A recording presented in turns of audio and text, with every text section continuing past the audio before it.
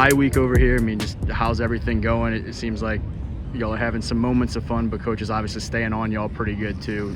How do you kind of manage this week in the middle of everything to have some rest, but no, there's a lot in front of y'all?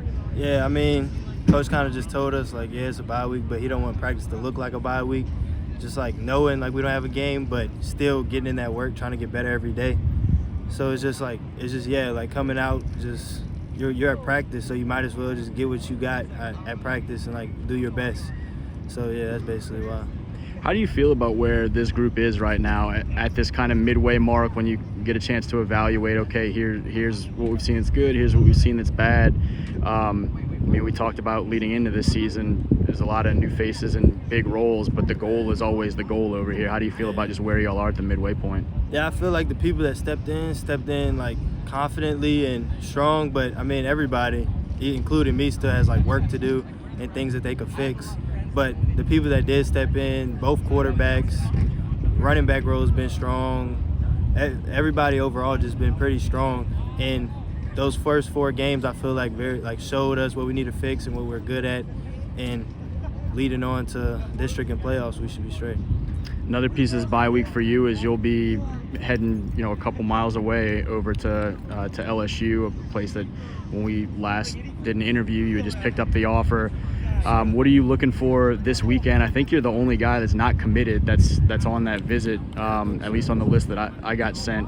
What's kind of your outlook for this weekend and what you're hoping to see or hear from those guys? Yeah, I mean, it's all in-state kids. They're all committed, but just like I know pretty much all of them, and I'm just excited just to hang out with people and then be at like a hometown college, But I mean, nothing really special. I would say like if something pops up and I see it, I'm like, oh, I like that or whatever. But I can't really like put my I couldn't tell you like exactly what I would like to see or anything like that. So, you're just going in there with open eyes, kind of seeing what you see. Yeah.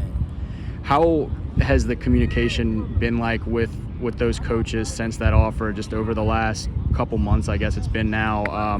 How much have they stayed in touch with you? What has the communication been like? Yeah, I mean, Coach Sherman, he's been staying in touch with me pretty much almost every day. I talk to Coach Olsen a lot, and like pretty much a lot of the coaching staff, like they stay in touch a lot. And I mean, anywhere I go, I feel confident in my abilities to play. So that's not really the reason. Like, it's just trying to see like if they're being genuine and actually like where I can fit in. So. Coach Olsen, are they looking at you potentially more safety when you get there? Or are they talking to you about kind of playing a versatile type role? They're like, I mean, everywhere I've been, they said I could play safety, corner, or nickel. But like, I think they're probably leaning more towards like a slot nickel than probably a little corner.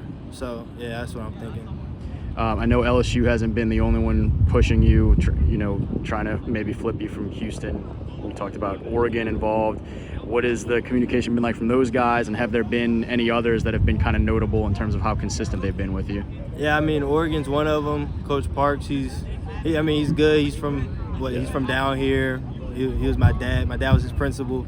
So like, yeah, he's a cool guy. I respect him, and I respect like all they're doing up there in Oregon. It's a good facility when I went up there. So yeah, and then I mean, I talked a little bit to Texas A&M.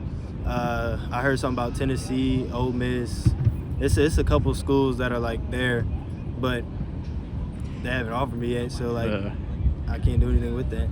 Has some of this stuff stayed busier for you as a senior, having already committed, than you expected when you made that announcement this summer? Has it stayed a little bit more hectic than maybe you realized? Yes, it was, but at the same time, I talked to like Coach Ken and stuff, and he was like, "You gonna commit, but colleges are still gonna like try to come after you." So I was already kind of prepared, but I didn't realize like it was still gonna be just like it was. Like they realized it's like they didn't even know I committed. Like they still want me, and not even worried about like what's going on the other side. So yeah, it's pretty hectic. I asked you after the LSU offer, it meant kind of an interesting curveball for you in all of this to have to really kind of consider. How do you feel about just where you are right now, a Houston commit, but still some really great options that they're kind of pressing you, and some others that might still be on the horizon? Yeah, I mean, right now I feel good. It's just, I don't know. Like, I mean, I just see where, like you said, like go into wherever I go with an open mind and just see where it takes me. I mean, I like most places that like I'll visit, I like already. I'm not just about to go just to like, oh, let me see if I'm gonna like them. No, it's like I already like them, so I'm gonna give them like a chance to see what they had. And yeah, I mean, I like LSU, Houston, both of them. I like them both. I like hometown, but I like the city of Houston, and like it's not that far. So they both have their pros, they both have their cons. So. Do you know what your schedule looks like in terms of any college stops the rest of the season after LSU? Do you have other stuff set or other places you're trying to, you want to get to, but you're trying to set a date? Nah. I mean, my dad got the whole schedule. I couldn't tell you anywhere we're going now.